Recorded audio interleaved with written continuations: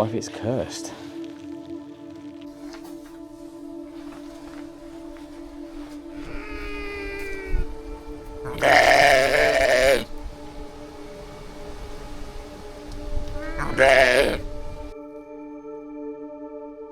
Hi guys, thank you for joining me back here again on the channel. In this video, we are heading to an abandoned Viking village. Now, there's not much left of this village other than real creepy stories, mainly coming from teenagers that go there to get high, take a love interest to this location at night, and they're coming back with creepy stories. Now, this is an eerie place. I've been before, but I've never documented it before on video.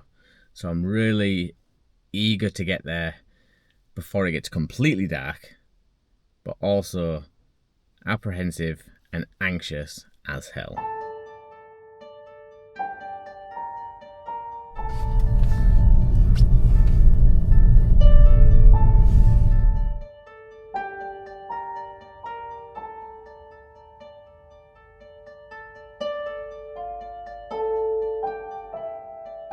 So I've just pulled up inside the car park, and usually on the times that I've been here before, there is nobody here. It's like one of those hidden gems what not a lot of people are aware of, and those that are just don't tend to come here because there's really not much to look at other than the abandoned ruins of an old medieval village and the church. So yeah, a bit unnerving that there is a car parked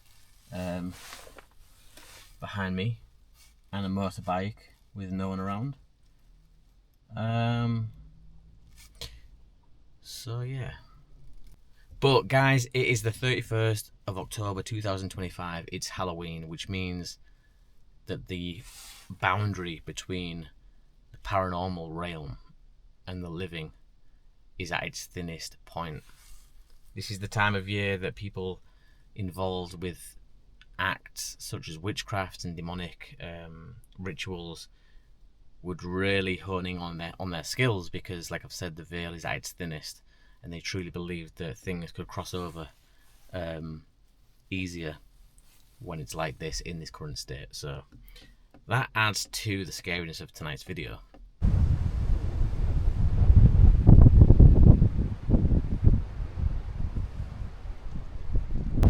Okay, so I'm gonna fix my little microphone to my coat, and hopefully you guys will see the difference, because the audio with this little microphone is unbelievable.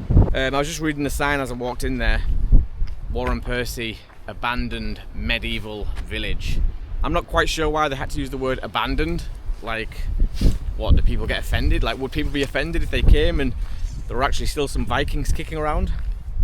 Sorry mate, what are you doing here? Well, I'm just sharpening some tools, a few axes. Then we're gonna go fix the thatched roof on the old town hall. Well, it's not really on though, is it mate, to be honest? You're not supposed to be here. It's abandoned, it's had on that sign. I don't know why they had to mention the fact that a Viking village is abandoned. Jesus, it could have just been like Warren Percy Viking village. The abandoned bit doesn't make sense to me. Some people get really fancy with this selfie stick, and they use all kinds of magic to remove it. I don't think I'm going to, because it just makes you look really silly. No, it doesn't make you look silly, it makes you look cool, but I'm not that cool. So I'm going to leave the selfie stick in, and hopefully nobody will be too offended. This route that I'm walking down now, through the day, it's a nice walk because you get to see all the surrounding hillsides and valleys for as far as the eye can see over that way. But coming back through the night, it's going to be a completely different story. Walking back up this track, especially when you're further down, because the further we get down this track, the hills on either side of me, the embankments on either side of me become taller and taller and more overgrown. So you're kind of like bottlenecked in with nowhere to go.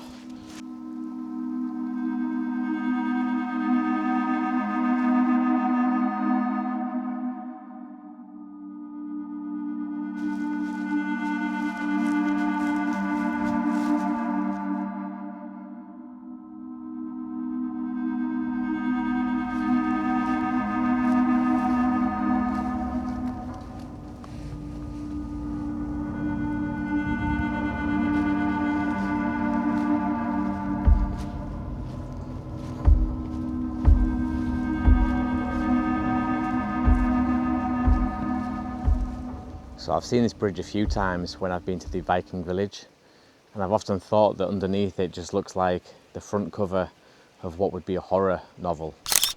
I don't know what the title would be, but it's a very creepy, unloved, abandoned bridge.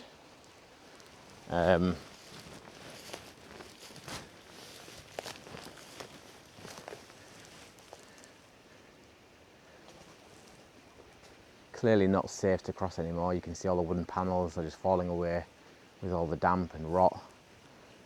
All the bricks even have just been left to decay over time. So yeah, very, very creepy bridge. There's some running water going somewhere. Oh, here we are.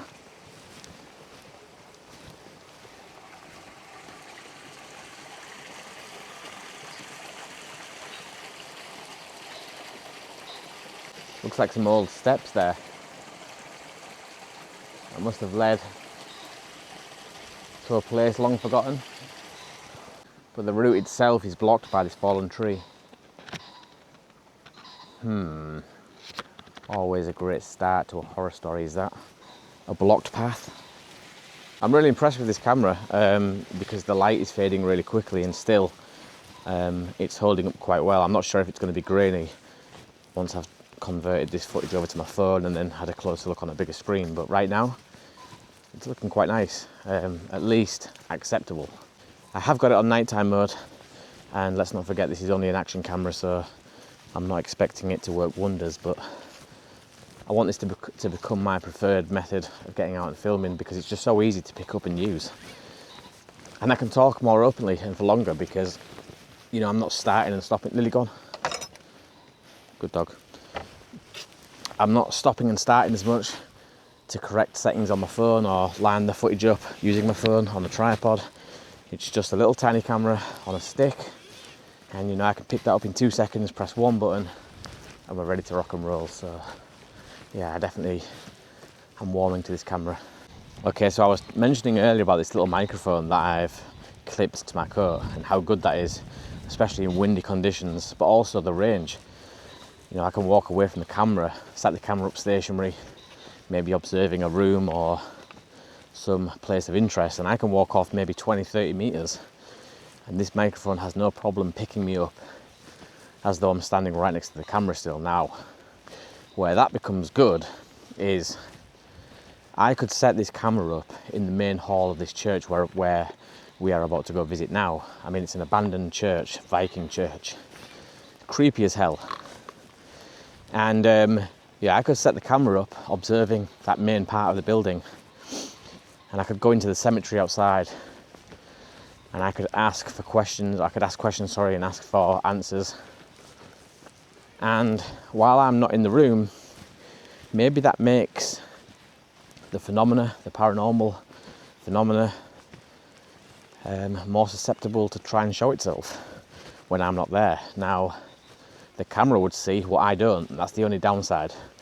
And the only other downside is that if anything happens to me out in the cemetery, then I don't get to capture that either. You would only see the main hall of the church and then hear my screams for help. So yeah, it's a double-edged sword.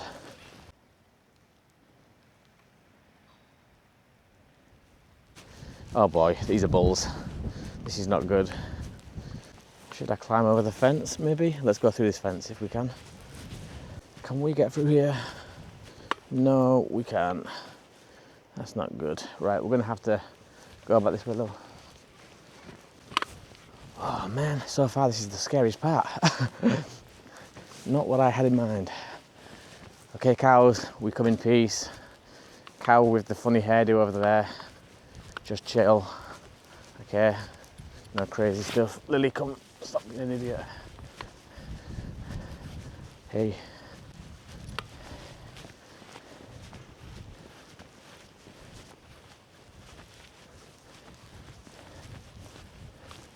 That was quite creepy.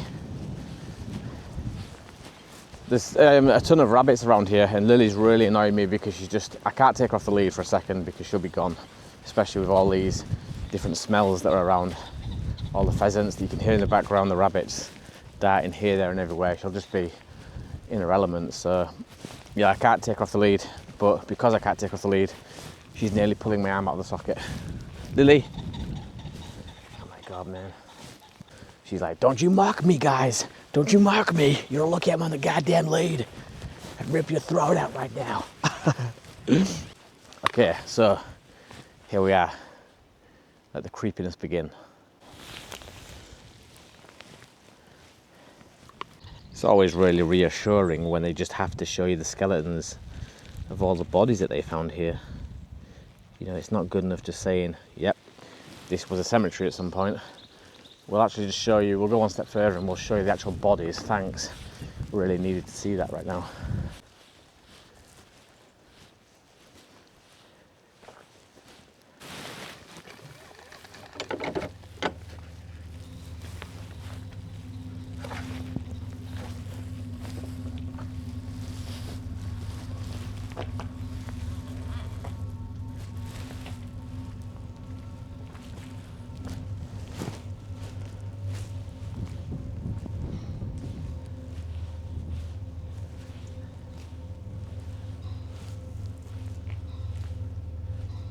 Instantly, just a different level of creepy comes over you when you step into a place like this.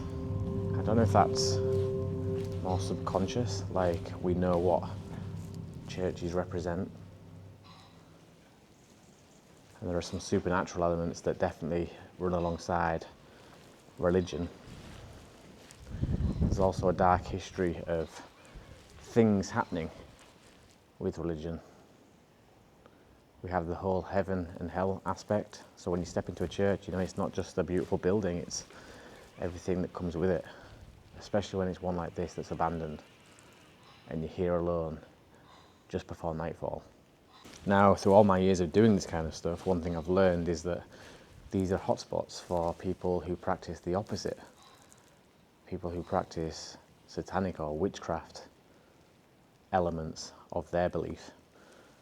They come to places like this to ridicule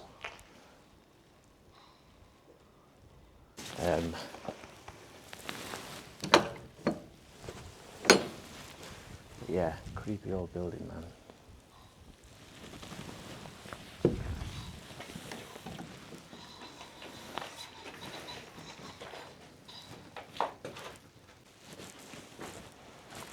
It's getting to about that time now where I'm going to have to put the torch on, or the head torch at least. I'm assuming that this footage will be really grainy right about now, so I do apologise. But yeah, I'm doing my best. Okay, so I've got the torch out now, and hopefully, Lily, please do not pull my arm out. God, this dog tonight is crazy.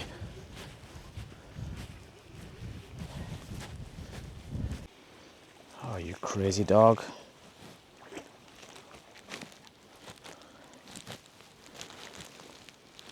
This dog is not, she's not, I was going to say like she's not dogging, like the way that a dog should, but that sounds absolutely inappropriate, so I'll just say that she's not working. She's broke. What the hell is wrong with you, girl? Yes. Yes, you're panting because it's freezing water and it's nighttime in winter. This is not normal behaviour. I think I'm going to go back in the church. It's just a very ominous feeling when you walk up to a place like this, especially at night time. What? Why is there... Is that door open? Is that a separate building? I never noticed that before. Well, I know that I went to the end of this one, this part of the building, and there was definitely no door, so I'm assuming that where I was stood was roughly about there. So then, what is this? What is this part? It's just started raining as well. Oh man.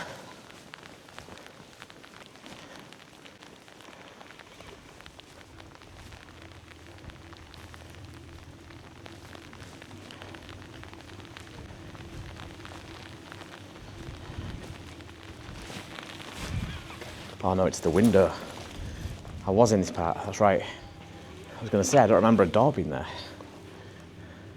What the hell?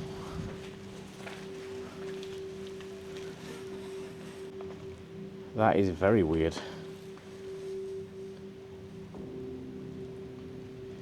Oh my god. I want to put that battery inside that, but that is weird as hell. I don't even want to touch it, to be honest. I don't want to touch that thing, guys. I'm not joking. I know you're all going to be screaming at me. You're all going to be saying, do it. But who leaves a teddy with a battery just sat there like this, in a place like this?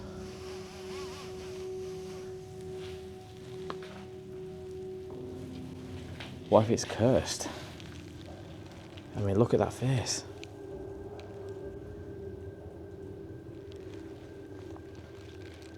Oh man, this is the time when I need someone with me. You see, if Junior was here, Junior would have done this. He'd have grabbed that straight off the shelf and put the battery in. I want to do it, but I'm on my own. I don't know what the hell that is doing there. It's just... And I feel like if I touch it, something's going to transfer across to me. Oh man.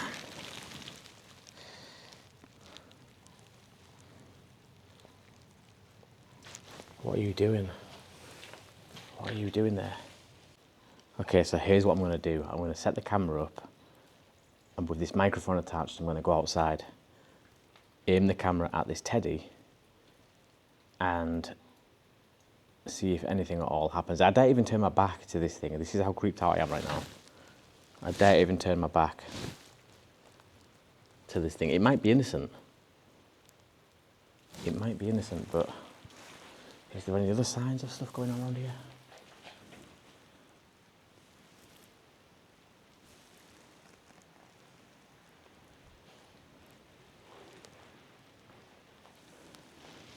Okay, I'm going to do this. Smashed glass.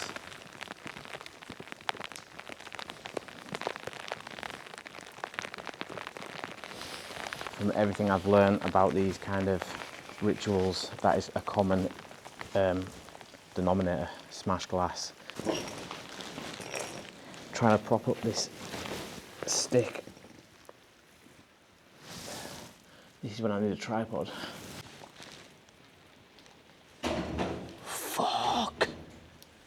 Oh my god. Whew, did that scare you as well, Lil? The door has just blown in the wind, and that absolutely terrified me.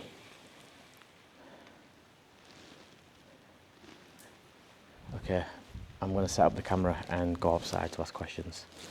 I don't know if to stay here and ask the questions or go away and ask questions. Okay, I'm going to try both. I'm going to walk away and ask the questions. Will you come? Okay, so I'm just walking to the door. You guys might hear the door in a minute.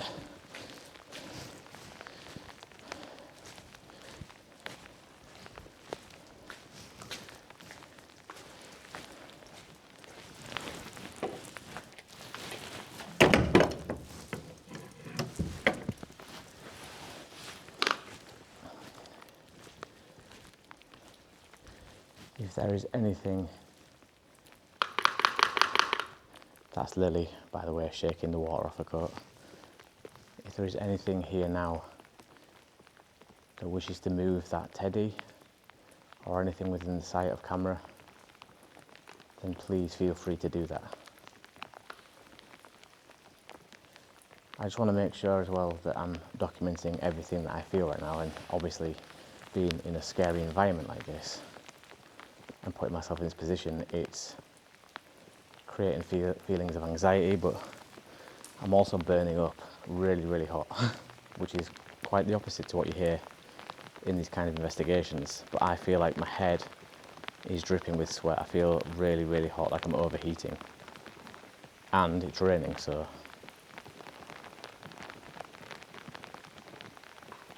Is there a reason for this teddy to be here? Can somebody maybe push the teddy off the wall? If that teddy falls now, my God, I think I just have to leave the camera.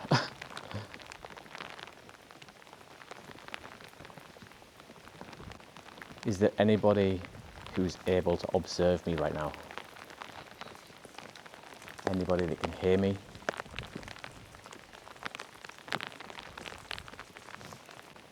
Is there anybody who's able to observe me right now? Anybody that can hear me? Observe me right now.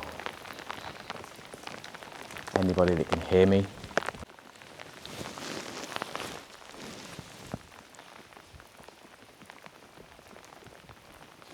Okay, I'm feeling really uneasy. I've shut the door behind me, so I'm stood at the door on the inside, but I can't see the teddy and I can't see the camera. So I'm going to now walk back to go pick the camera up.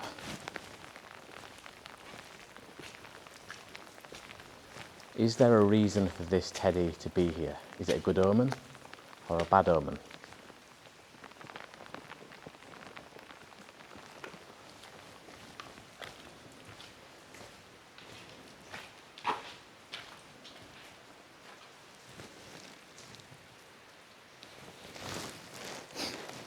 Okay, I'm going to pick the camera up now, guys, so any movement now is me, okay, regarding the camera.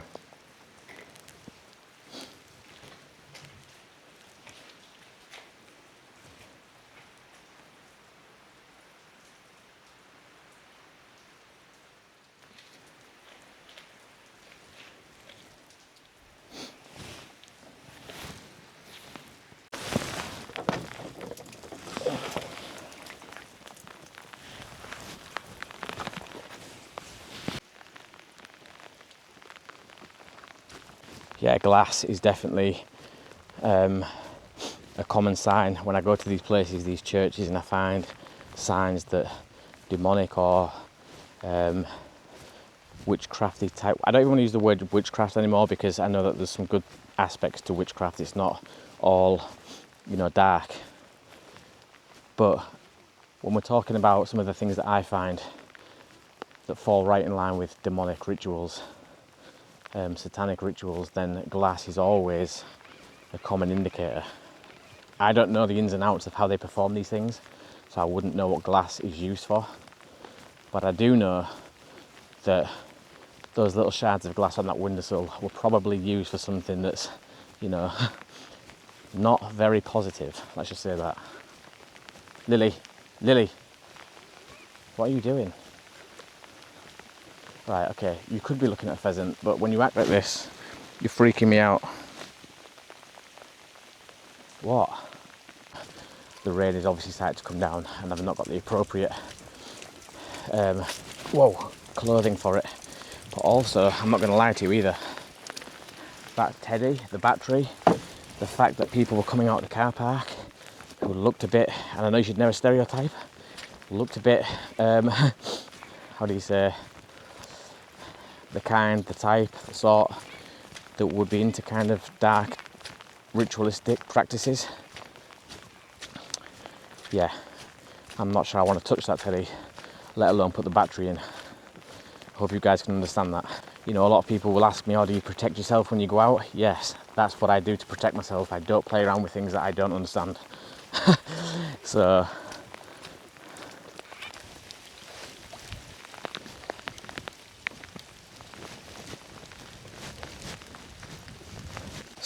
yeah, another good reason for me using this camera and this microphone combination is that I feel like it gives you the fly on the wall type feel, and I like that. Whenever I'm watching something creepy, I do like the raw fly on the wall feel. Sometimes polished things are good for documentaries and stuff, but if you're just wanting to make regular content for YouTube, then I think this is going to be a good combination.